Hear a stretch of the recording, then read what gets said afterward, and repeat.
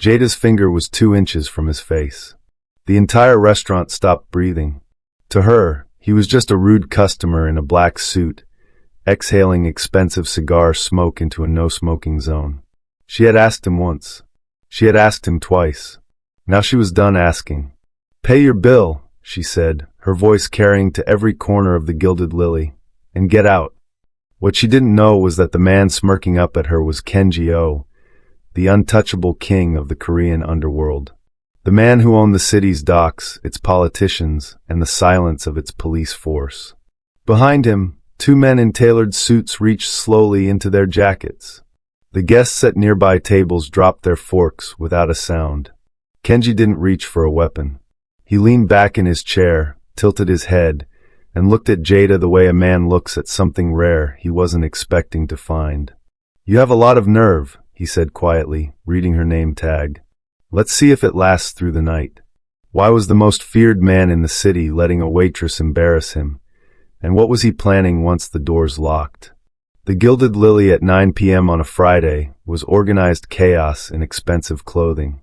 Jada moved through it the way she moved through everything, fast, quiet, invisible. Tray up, head down, smile in place. She had been on her feet for 11 hours. Her lower back was a slow fire. The soles of her shoes had worn thin enough that she could feel every seam in the marble floor. She didn't have the luxury of a bad night. Her mother's dialysis was 3 times a week, each session a number that didn't care about tips or overtime.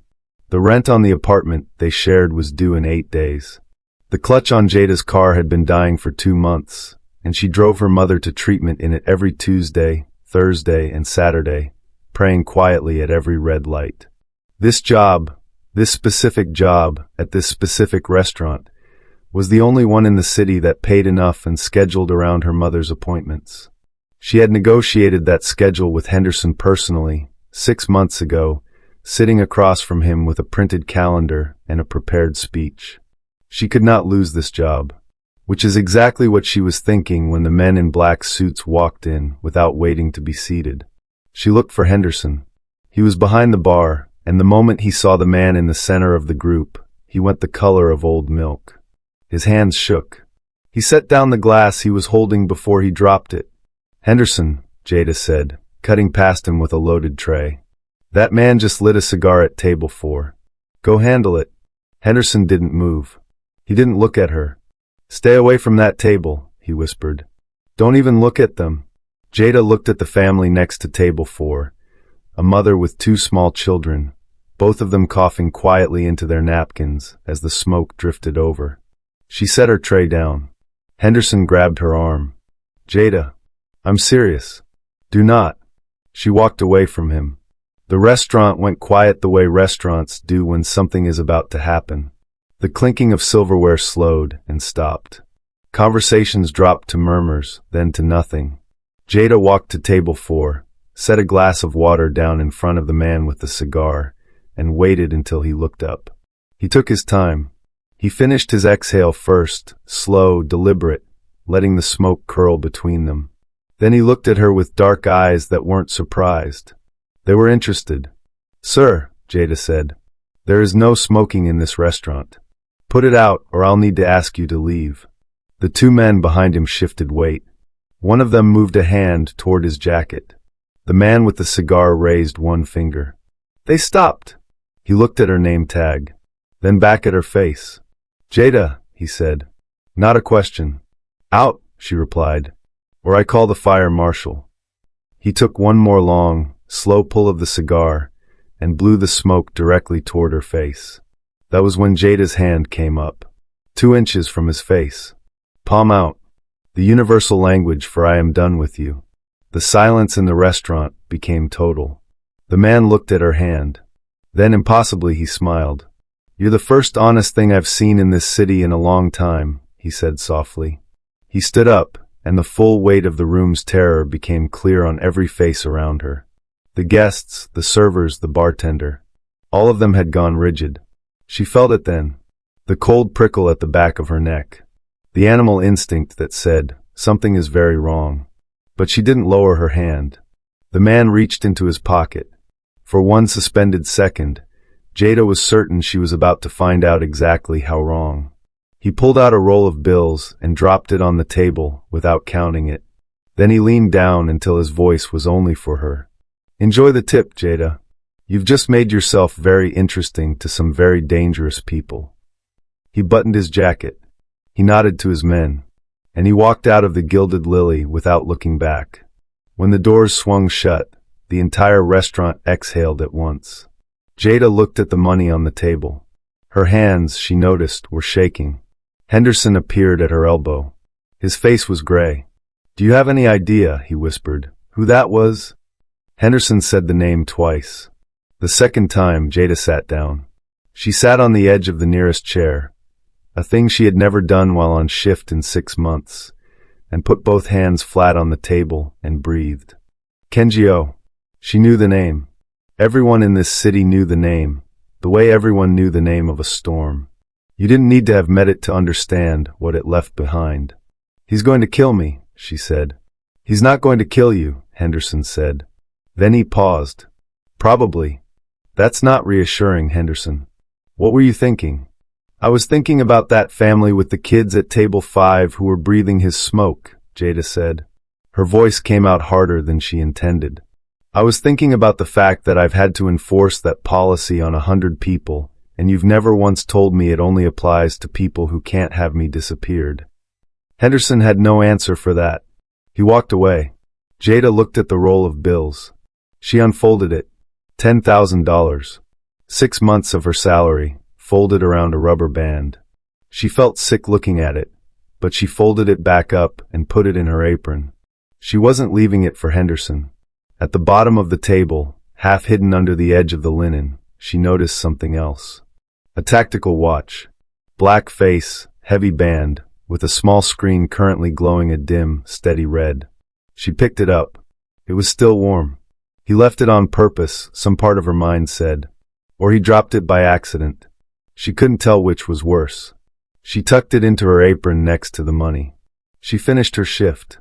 She managed to do it without dropping anything, which felt like a miracle. At 11 o'clock, she pushed through the back exit into the alley. The cold hit her face. She breathed it in and started walking fast toward the bus stop. She had made it 20 feet when the headlights came on. The van didn't slow down. It just stopped sideways, blocking the end of the alley, and the door slid open with a metallic bang that echoed off the brick. 3 men. Leather jackets. Built like they had been assembled for the purpose of violence. "There she is," one said. "Grab her." Jada swung her bag at the first man's face. The corner of her thick travel mug connected with his cheekbone, and he went sideways. She ran for the restaurant door, but a second man was already there, filling the frame. A hand clamped over her mouth from behind. "Stop fighting," he hissed. "You're our ticket to Kenji-O." Then the black sedan hit the van from the side like a hammer. Glass. Metal. The screech of tires on wet asphalt. 2 men stepped out of the sedan. She recognized them. The suits, the stillness, the way they moved like water finding the fastest route downhill. Kenji's bodyguards. They didn't use weapons. They used 12 seconds in their hands, and when it was over, the 3 men in leather jackets were on the ground, making sounds Jada didn't want to catalog. The bodyguard who had almost touched her in the restaurant stepped in front of her. He didn't reach for her. He just stood between her and the van. "Are you hurt?" he asked. "Who were those people?" "The Quan Syndicate." He said the name the way you say a diagnosis. Factual, grim, no room for negotiation. They weren't here to talk. He opened the back door of the sedan. Jada looked at the alley. She looked at the men on the ground. She looked at the bus stop 50 feet away that might as well have been on the moon. She got in the car. As the sedan pulled away, she saw a second van pull into the far end of the alley. She stared at it through the rear window until it disappeared. "We're not going home, are we?" she said. The bodyguard kept his eyes on the road. "We're going to the only place they can't reach you tonight." "And tomorrow?" He didn't answer, which was its own kind of answer. The estate sat behind iron gates at the end of a road that wasn't on any map Jada had ever used.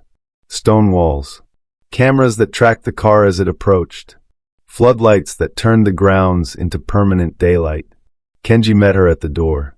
His jacket was off. His shirt was open at the collar, a dark tattoo visible at his throat.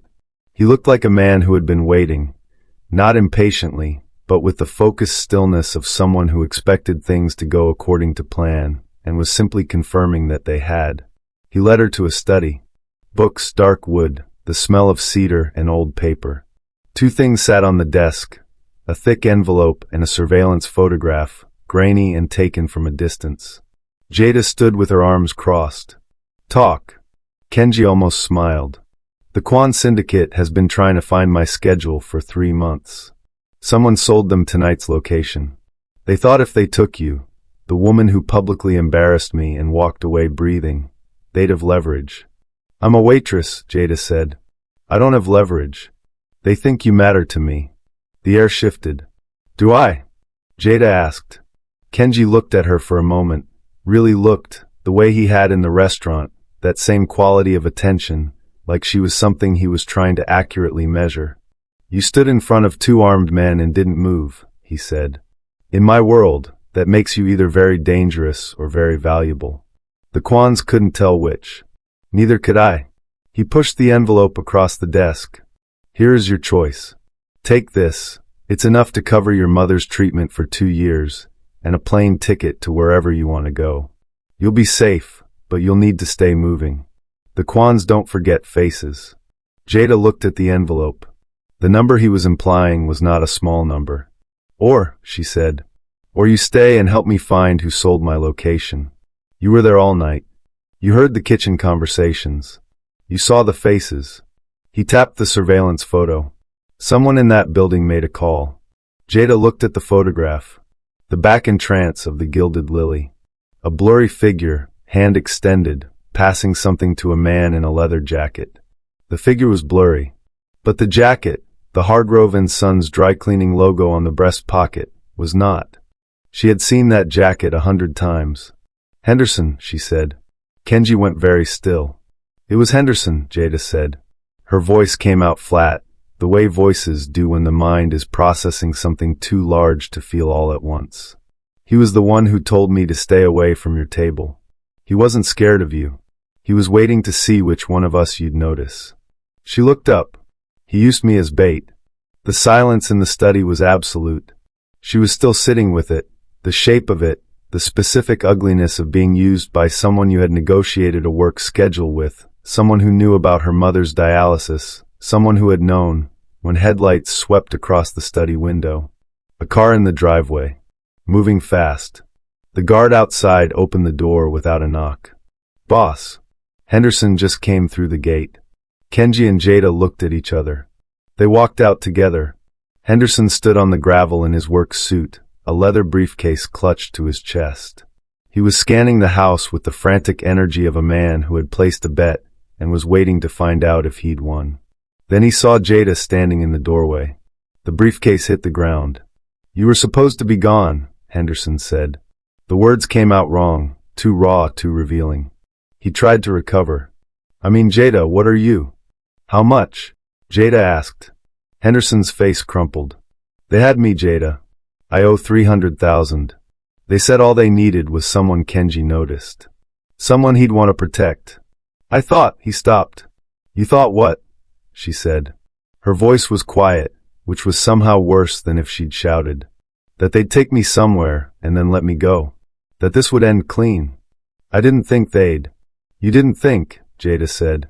You just needed the number to go away. Henderson looked at Kenji. The calculation in his eyes died the moment he saw Kenji's expression. How many other people? Kenji asked. His voice was the quietest sound in the world. Who else did you sell? Henderson swallowed. Then, with the particular desperation of a man who has decided that burning everything down is preferable to standing in the fire, he straightened up. It doesn't matter, Henderson said. The Quans own this block now. They own 3 of your warehouses and 2 of your supply routes. You're already finished, Kenji. I was just picking the winning side. The gates at the bottom of the hill exploded. Not metaphorically. The iron gates blew off their hinges in a column of orange fire, lighting the treeline like daylight, and the convoy of vehicles that poured through the gap was not small. Kenji grabbed Jada's arm. Inside. Now. The estate became a war zone in under 60 seconds. The guards at the front door turned their weapons inward. The infiltration was deeper than anyone had known. Henderson hadn't just sold a schedule, he'd sold personnel files, shift rotations, access codes. The Quan Syndicate hadn't stormed the gates. They had walked through the front door wearing the right uniforms. Kenji fought through his own hallway, pulling Jada behind him. She didn't freeze. She moved where he moved, stayed low when he stayed low, and when a doorframe exploded in front of them, she grabbed his arm and redirected him left without being told. Library, he said. Fireplace. She was already moving. They found the lever. The fireplace rotated. They tumbled into the panic room, and the door sealed behind them. The silence hit like a physical weight. Kenji slid to the floor, and that's when Jada saw the blood. It was spreading through his white shirt at the ribs, slow and dark and definitive. You're hit, she said. Observation, he said tightly. Not helpful. How bad? Survivable. If, he exhaled sharply. If I don't move too much. Jada looked around the room. Monitors showing camera feeds, half of them already going to static as the Quan soldiers found and cut feeds one by one. A small emergency cabinet on the wall. And on the table, the tactical watch. Its screen was pulsing blue. She went to the cabinet first. Gauze, medical tape, a pair of trauma shears. She knelt beside Kenji, cut away the shirt fabric around the wound, and pressed a folded pad of gauze against it hard enough to make him inhale sharply through his teeth. Hold this, she said. She took his hand and placed it over the gauze. Pressure. Don't stop. You've done this before, he said, watching her. My mother's dialysis has complications sometimes, Jada said, taping the edges. I've taken every first aid course the hospital offers because when something goes wrong at 6 a.m., I'm the one who's there. She sat back and looked at him. He was pale, but his eyes were clear. I need you to stay conscious, she said. I'm aware. Good. Because I need you to tell me what this watch does. She held it up. The blue pulse on the screen was faster now. Kenji looked at it. It monitors my vitals. When my heart rate dropped, it sent an alert to my inner circle. They're coming. How long? 10 minutes. Maybe less. 10 minutes. She looked at the monitors. Quan soldiers moved through the estate on every feed that still had power. She counted them, 12, 15, more coming through the gate. And then she heard the voice on the other side of the panic room door. It was smooth, composed. The voice of a man who had won enough times to be patient about the ones that were taking longer. Open the door, Jada. A pause. I know your name. I know your mother's name. I know the dialysis clinic on 14th Street. Open the door, and this ends cleanly. Jada looked at Kenji. He shook his head slightly. She picked up the watch. She studied the screen, the map of the estate, the red dots clustered in the basement level, the blue pulse of the timer. She had spent 11 years managing floors. She knew how people moved through spaces. She knew choke points and blind corners, and the 3 seconds of vulnerability every person has when they come through a door. She saw something on the map. The basement corridor had one entrance and one exit, and every red dot was currently between them. The service lockdown function, she had read it on the screen earlier. Steel shutters, designed to seal the wine cellar during a security breach. She counted the dots, waited, watched them cluster. Then she hit the button. The floor shuddered. A series of deep, resonant clangs echoed up through the walls. Heavy steel meeting heavy steel, one after another, sealing every exit in the basement level. The red dots stopped moving. On the other side of the door, she heard the radio on the Quan boss's belt crackle with urgent voices. His men, calling for help that wasn't coming. The composed voice was slightly less composed now. That was a mistake, he said. That was a start, Jada replied. She was standing directly against the door, her voice flat and steady. You've got 12 men trapped in a sealed basement and a timer that's sitting at 4 minutes. I've locked down every shutter in the building. Your exit routes are concrete and steel. A silence. You're bluffing, he said. You don't know how to. I managed the floor plan of a restaurant with 42 covers, a broken point of sale system, and a chef who quit every Thursday for 6 months, Jada said. I know exactly how to read a room. And your room is sealed. Another silence. Longer this time. Then through the walls, engines. Dozens of them. The sound of vehicles arriving fast, of gates that were already open, of men who had been alerted by a heartbeat. The voice on the other side of the door said nothing else. They found Henderson trying to climb the east wall. He hadn't made it far. Kenji's men were gentle about it, relative to what Jada suspected they were capable of. He was brought back through the ruined front doors and made to stand in the foyer under lights while Kenji, stitched and bandaged and wearing a clean shirt someone had found for him, looked at the man who had arranged to have him killed. Jada stood beside Kenji. She hadn't planned to. It just seemed like where she was. The debt to the Kwans, Kenji said. The 300,000. Was it gambling? Henderson's head dropped. Poker. Online mostly. It started small. It always starts small, Kenji said. There was no satisfaction in his voice. Just a tired recognition. He looked at one of his men. Pay the debt. All of it. Henderson looked up, disbelieving. Because I want him to understand clearly, Kenji continued, that the only thing keeping him from a very different outcome tonight is the fact that Jada worked for him for 6 months, and I don't settle her debts with violence. He looked at Henderson directly. You're going to spend the rest of your career explaining to every employer you meet why you no longer have a reference from the Gilded Lily. That's all. He turned away. Henderson stood in the ruined foyer for a long moment. Then he walked out through the broken front doors into the dark, and no one watched him go. The estate was quiet by 3 a.m., the specific quiet of a building that has been through something and is now resting. Jada sat in the study with a cup of tea someone had made for her. She hadn't asked for it. It had simply appeared, the way things did in houses that ran on invisible competence. Kenji sat across from her. He was moving carefully, the way people move when they've been told not to move much. For a while, neither of them said anything. Your mother's treatment, Kenji said eventually. Is the current clinic the best option available to her? Jada looked at him. It's the best option available to us. That's not the same thing. No, she said. It's not. He nodded slowly. I have a doctor. The best in the city for renal care.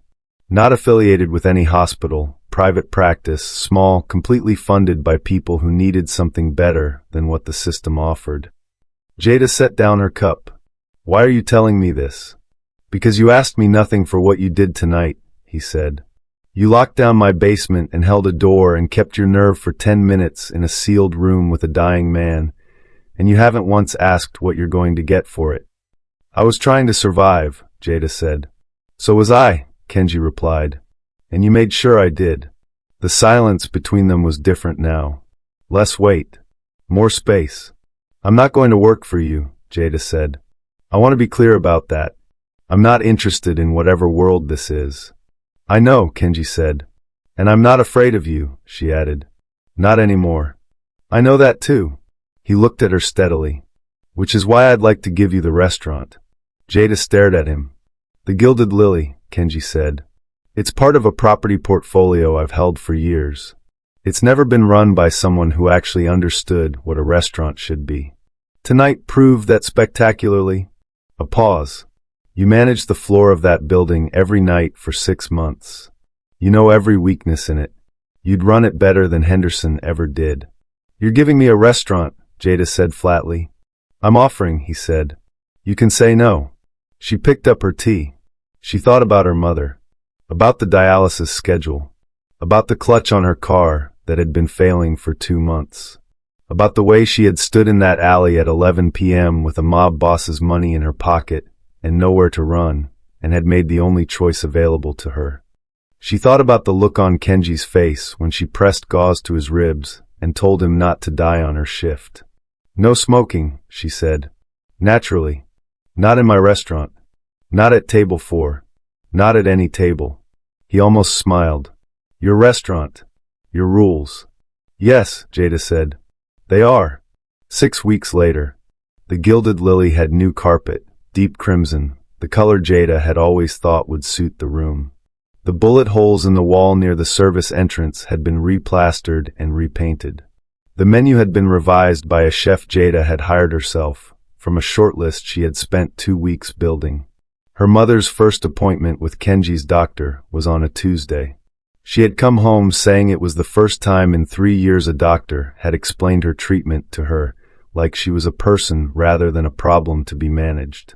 Jada had stood in the kitchen of the apartment and cried for about 4 minutes. Then she had washed her face, made dinner, and gone over the restaurant's weekly invoices. On a Thursday afternoon, 6 weeks after the night the gate blew off its hinges, the front doors of the Gilded Lily opened during the lunch service. The same men in black suits. The same precision. The same table in the center of the room. Kenji sat down. He reached into his jacket. The new waitstaff froze. A busboy dropped a napkin. Every eye in the room went to the man in the center chair and the small flame that appeared at the end of his lighter. Jada came out of the office. She crossed the floor without hurrying. She reached the table, plucked the unlit cigar straight out of Kenji's fingers before the flame touched it, and dropped it into the empty water glass with a small, definitive click. She set the glass in front of him. "No smoking," she said. "You know the rules." Kenji looked up at her. For the first time since she had known him, since the night she had pointed a finger at his face in a room full of people who were holding their breath, he smiled. Not the cold, calculating smirk of a man who has just found something interesting to take apart. A real smile. The kind that meant something. "I wouldn't have it any other way," he said. He was the most feared man in the city. He owned the docks, the warehouses, the silence of people who knew better than to speak. But in this room, he still had to follow her rules. And that, she had decided, was exactly how she liked it.